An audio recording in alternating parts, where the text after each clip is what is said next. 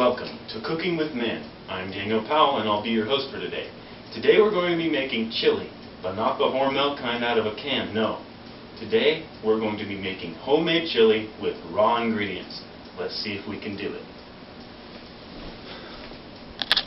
Okay, the first step to making chili is to find about 2 pounds of hamburger.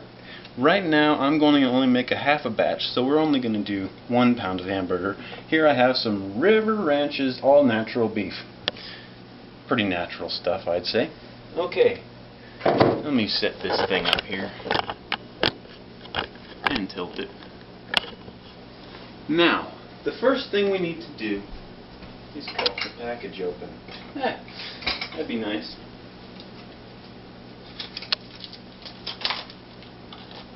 Make sure you wash your hands afterwards, because this is raw meat, you know.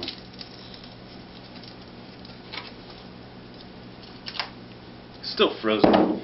Another good thing to remember is to leave it out to thaw for a couple hours. I've just pulled this out of the freezer, so it's going to be a bit tough trying to get it out of the package. Looks like I've got a handle on it.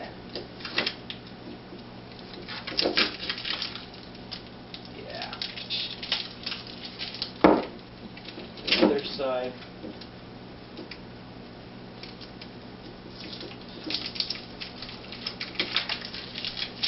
Pop it into an empty pan. I'm using a sauce pot here, a medium-sized sauce pot. You won't want to use a small sauce pan, as we're going to make all of it in one pan. Okay.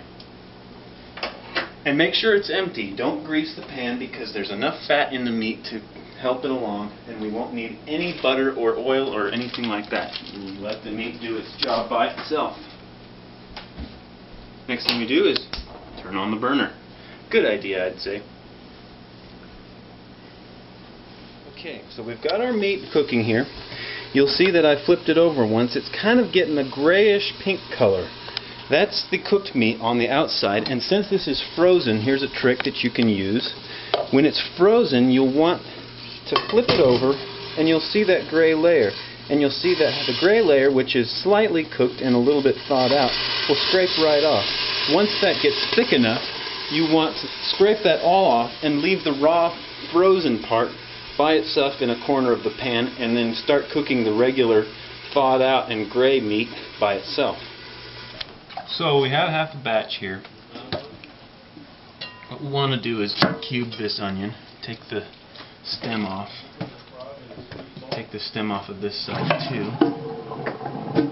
And be careful because I just sliced myself, as you already know. Slice it one way, like this. Get them all lined up if I can. And cube them this way. It's alright. This isn't going to be sold anywhere anyway. Many people have different techniques of cubing them, and you won't use your own. Just keep this pieces small. You don't want people gnawing on pieces of onion. This is all about the meat, right?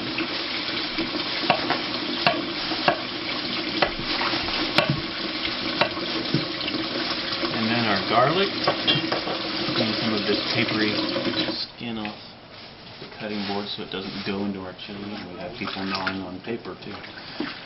That'd be no good. Move this aside.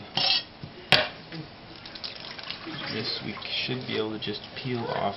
In order to get the skin off an easier way, we'll put the knife over it and just kind of tap it lightly until you get a couple cracks. Then you can get the peel right off.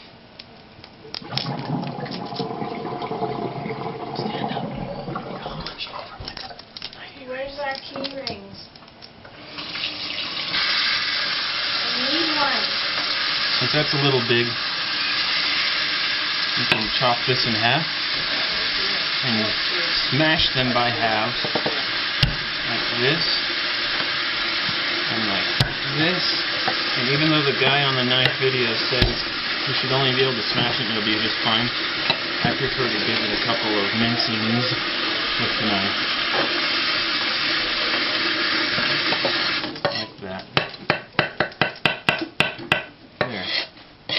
our garlic and onion. A necessary thing for chili.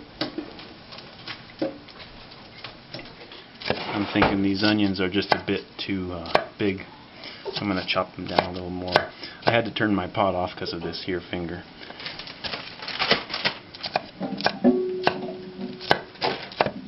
And I need to let my meat heat back up, which it is now doing.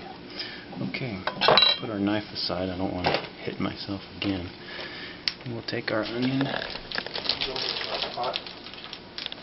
I had to put a little bit more water in it too because it was getting dried out again.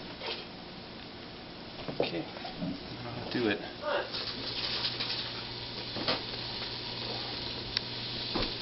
You can see that we've gotten through our frozen meat and it's browning up nicely. There's some water in there I had to put in there, but that'll boil off soon.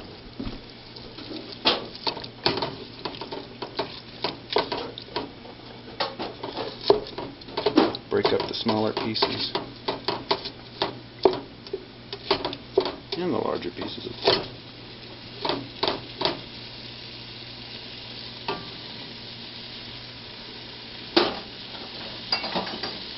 Okay, we see our meat's up and boiling again.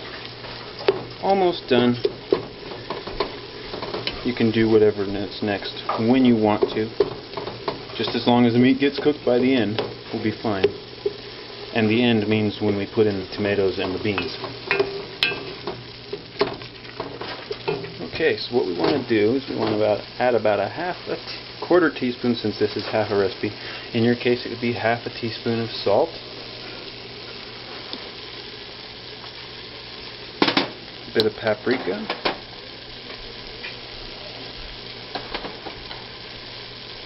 You can add as much paprika and chili powder as you want. Just watch it on the salt. We don't want to overdo that. And now for our chili powder. This is going to be our main thing that makes this into a chili. Excuse me. So we won't even need a measuring spoon here. What we're going to do is just kind of sprinkle a lot in. The recipe says about 3 tablespoons. I like to do about 5 tablespoons. You can't overdo it with chili powder, at least not with this type. Mix that all in.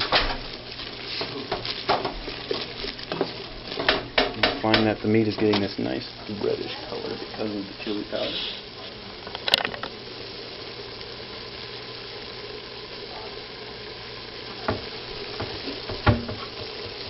Add a lot of pepper.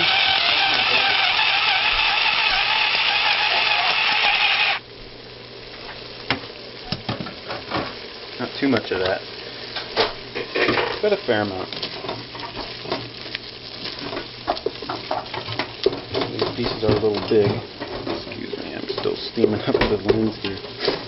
Some of these pieces are fairly big, so we'll need to cut their size down. You don't want to let this sit too long, or else you will get these big pieces that you have to deal with. Keep mixing it as you're cooking the meat.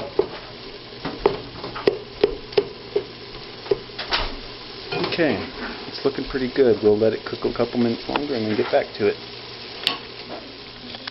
Okay, what we'll also want in here is a little touch of cumin.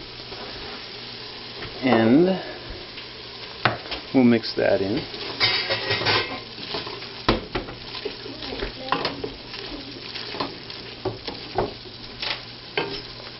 And then we'll want to add 1 can of tomatoes.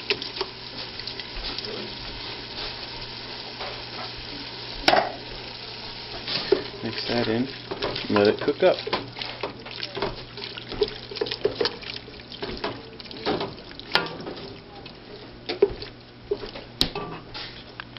Once the tomatoes have been going for a while, we'll want to add about a can of beans. You can take or leave these. I prefer them. Mix that up. And this is about all the liquid you're going to get. If you think it's a little bit too wet, which I think mine is a little too wet, or too dry, I mean, we're going to add a little bit of water just to thin it out and kind of expand the amount of it. That'll heat up in a little bit and we'll finish it up. Next, what we'll want to add is about 1/4 to 1/8 cup. I'm going to add 1/8 cup because of my half batch of the masa. You can also add about 2 chopped jalapenos, although that's optional also. And this will thicken it up and make it more of a stew rather than a soup. It seems to be pretty good. It looks good to me. Taste it. Pretty good. You can spice it up with anything you'd like, however much you'd like. And there you have it, chili. Have fun. Okay, once it's done, we can take our mixing spoon out and ladle a little into a bowl. This is after we've boiled it for a few minutes, about 5-10 minutes. Ladle it into our bowl. I added a little bit more chili powder because I like chili powder. Sprinkle a little cheese on the top. And if you want, you can put some stone ground crackers. Don't mess with saltines. They're worthless. And they'll ruin it completely. And there you go. Teaspoon. Enjoy. Another thing I like to do, this isn't very Texan, it's more Louisiana. I like to add a little bit of Tabasco to my chili. Spices up a lot. Aren't those pretty? And as the real Louisianans do it, you can add as much as you want to it. And there you go. Chili, homemade and raw. Raw meaning we used all raw ingredients. Okay, so we've been talking here. I forgot to put cayenne pepper in it. I thought it was the same as chili powder. Cayenne will give it a lot of spice. And also, crackers are no good if you've got corn chips. Just crunch up corn chips and put them on. That'll be good.